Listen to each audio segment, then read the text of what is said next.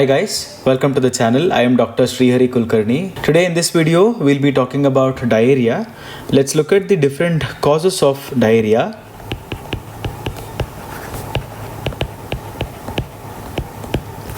We'll be looking at the acute diarrhea and the chronic diarrhea. While in acute, we'll be looking only at the infectious part of it. In chronic, we look at all the causes that can cause chronic diarrhea. So, acute infectious diarrhea is further divided into two broad categories. One is inflammatory diarrhea and the other one is non-inflammatory diarrhea. So, now when we look at the inflammatory diarrhea and non-inflammatory diarrhea, each of them are further subdivided into viral, protozoal, as well as bacterial diarrheas. So now that we have understood an overview of what we are going to learn today, let's get into each one of these. So in acute infectious diarrhea, the non-inflammatory and inflammatory diarrheas. So the first subtype of non-inflammatory diarrhea that we are looking at is viral etiology. Among the viral etiology, the non-inflammatory diarrhea is usually caused by norovirus, astrovirus, adenovirus, rotavirus, sapovirus, SARS-CoV virus also. So among the inflammatory diarrhea, we are looking at cytomegalovirus, which is abbreviated as CMV. So now when we look at the protozoal etiologies, the major contributor for non-inflammatory diarrhea is Giardia lamblia, Cryptosporidium, and Cyclospora. Whereas for inflammatory diarrhea, the major cause would be Entamoeba histolytica. Now that we have looked at the causes of viral and protozoal acute infectious diarrheas, let's look at the bacterial causes. So in bacterial causes, mainly the non-inflammatory bacterial causes include Staph aureus, Bacillus cereus, Clostridium perfringens. Apart from these, enterotoxigenic E. coli or ETEC as we call it, and Vibrio cholerae. Other Vibrio species are also contributors for this. In the inflammatory aspect of acute infectious diarrhea, cytotoxin mediated, which include enterohemorrhagic E. coli or EHEC, especially the O157H7 subtype. We have Vibrio parahemolyticus, Clostridioides difficile, or also called as C. diff infection. Whereas the ones which cause mucosal invasion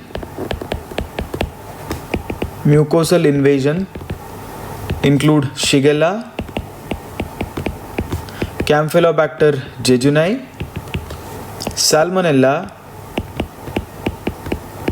entero-invasive E. coli, as we have invasion in the name itself, Listeria, and Yersinia enterocolitica. We have another subtype in inflammatory diarrhea which is caused by infectious proctitis, and the contributors for this kind of disease include chlamydia and Neisseria gonorrhea. Now that we have understood the acute infectious diarrhea, let's look at the chronic diarrhea as well. So in chronic diarrhea, we usually divide diarrhea into osmotic diarrhea, another type would be secretory diarrhea, we have inflammatory diarrhea, medication induced diarrhea. A fifth subtype would be malabsorption syndromes. A sixth one would be motility disorders. A seventh would be chronic infections. And an eighth, that would be miscellaneous or factitious also. So these are the different subtypes of chronic diarrhea, and let's look at the causes of each of these subtypes. Osmotic diarrhea. So osmotic diarrhea classically presents with a stool volume that decreases with fasting. So as the food intake is reduced, as the water intake is reduced, then we will see a decrease in the stool volume. We will also see an increase in the stool osmotic gap. So stool osmotic gap increases. So some of the examples of these include medication induced, that is antacids, lactulose, lactitol, disaccharidase deficiency. So this enzyme deficiency, commonly we will see something called as a lactose intolerance. Then we have magnesium induced. This can also be osmotic diarrhea. Let's look at the second subtype of chronic diarrhea, secretory diarrhea.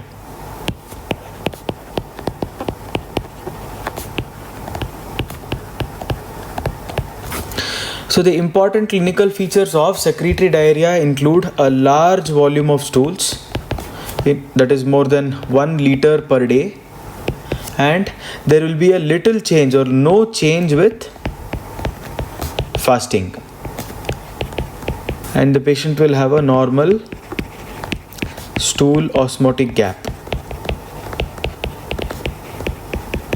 Some of the examples of this type of secretory diarrhea include hormone mediated.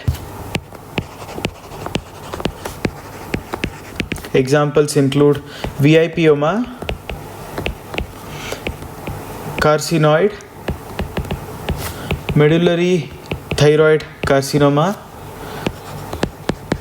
Zollinger-Ellison syndrome,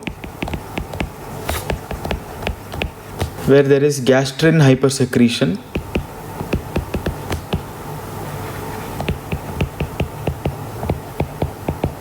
Factitious diarrhea, that is laxative abuse. And senna can also cause osmotic diarrhea.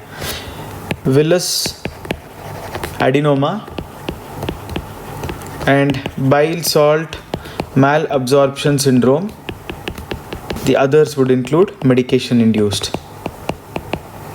The third subset of chronic diarrhea is inflammatory conditions.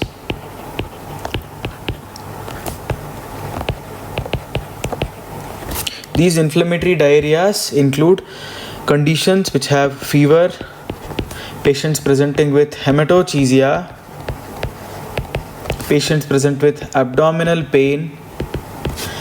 So these causes include ulcerative colitis, Crohn's disease, microscopic colitis. All three belong to the inflammatory bowel disease spectrum. Then other causes would include malignancy, especially lymphoma, adenocarcinoma, and patients having radiation therapy, radiation enteritis. Now let's look at the fourth subtype of chronic diarrhea, and this would be malabsorption syndromes. These kinds of patients usually pose a challenge to the diagnosis because of varied presentation, but generally these patients can present with a history of weight loss, vitamin deficiencies because of the malabsorption. They will also have fecal fat which will be more than 10 gram in the 24 hours. So in these patients, the diagnostic approach, one of the tests would include 24-hour stool collection and fat analysis, and if the patient excretes more than 10 gram of fat in 24 hours, that would point towards malabsorption syndrome. So some of the examples of these malabsorption syndrome include small bowel mucosal disorders,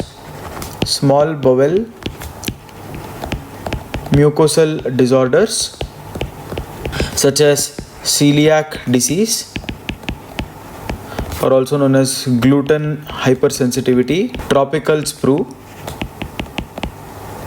Whipple's disease, eosinophilic gastroenteritis, small bowel resections,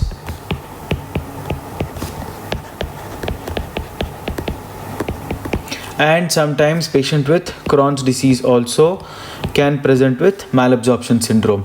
So as we have seen, there is a lot of mix and match amongst all of these subtypes. So we've seen medications causing osmotic diarrhea, secretory diarrhea.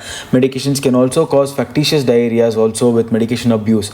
So there is no one particular border to which all of these fall into. These have a lot of overlaps, so we need to understand that every patient who comes will be clinically assessed, and the most appropriate type of diarrhea will be diagnosed in the patient based on the history as well as the examination, and these investigations form a supportive evidence rather than the mainstay of diagnostic evaluation in the patient. So you have to look at the patient's history as well as the examination also, and to find any clinical clues which can point towards a particular type. So now let's look at the other types of disease which can cause malabsorption syndromes, and these again include pancreatic disease, chronic pancreatitis, as well as pancreatic carcinomas. Lymphatic obstructions can also cause malabsorption syndrome. So these include lymphomas, carcinoids, and other infections such as tuberculosis, Mycobacterium avium intracellular disease, Kaposi sarcoma, sarcoidosis, and retroperitoneal fibrosis.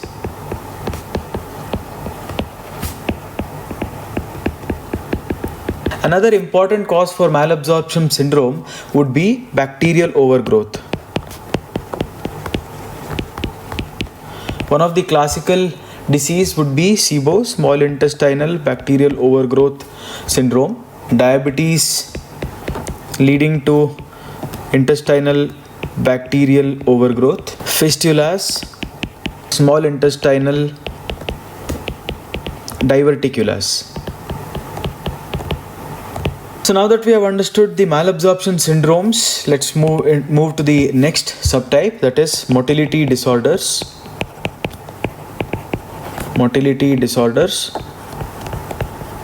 So the causes for motility disorders can be subdivided into post-surgical, systemic disorders,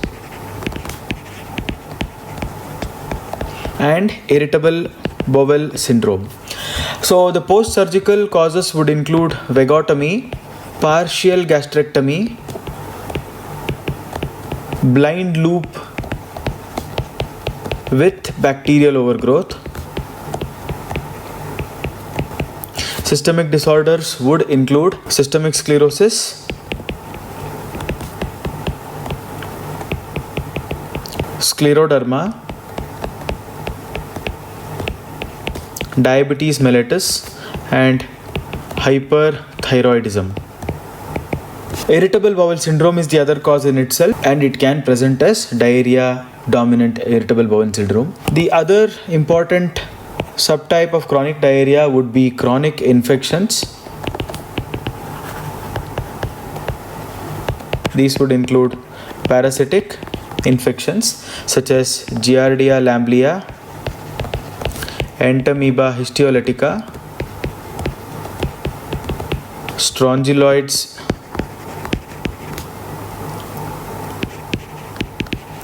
stercoralis, AIDS related diarrhea including infections with cytomegalovirus, bacteria such as Clostridium difficile, Mycobacterium avium intracellular, and TB infections of the intestine. And there are protozoal infections usually seen in immunocompromised hosts. These include Cryptosporidium, Isospora, and Microspora infections. I hope you have got an overview of what infectious diarrhea is, what chronic diarrhea is, and what inflammatory and non-inflammatory subtypes of acute infectious diarrheas are. We'll discuss further about diarrheas in subsequent videos. Thank you.